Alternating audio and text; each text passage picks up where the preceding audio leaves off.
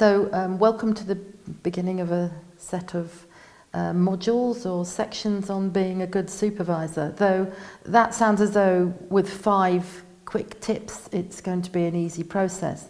In fact, most of us have an idea of what a supervisor is like from the experience we've had of being supervised ourselves. Sometimes that's been very positive, and sometimes actually it wasn't such a good experience. So we're learning how to do it in a way that will enable our students to learn, and perhaps learning from other supervisors about things that have been effective in their own practice is a very good way of starting it. Being a supervisor enables us to engage in a learning dialogue. I see it as a dialogue between equals, where we're learning alongside the student, as well as supporting their learning. They're all very different kinds of students to the way we were students. Some learn through getting in and getting involved and not reading a lot. And some read a lot and don't really want to start doing the field work or the experiments.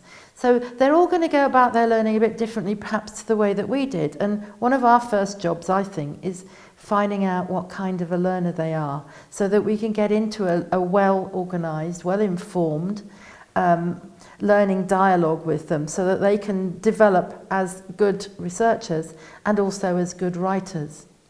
So I think of it then as this collegial dialogue between supervisor and student, which is founded on setting up good practices, good working behaviours. It's also a personal, professional relationship, because they're human beings. It's a human interaction.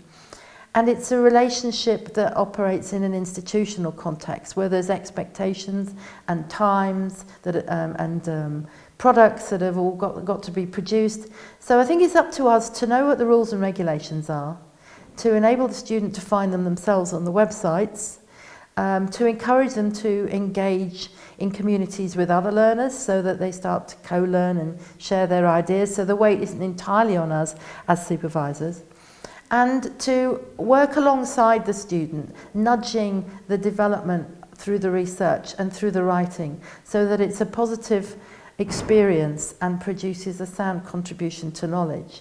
There's a lot of literature now about supervision, about what to do in different contexts and what can go right and what can go wrong. And it's research-based, as is the work on this website. So top tips are a good idea, but every student's different. And I always feel a lot more secure if I'm mixing experience with research. So I hope you find that this has some useful ideas, and that each learning journey with your own research students is a positive one.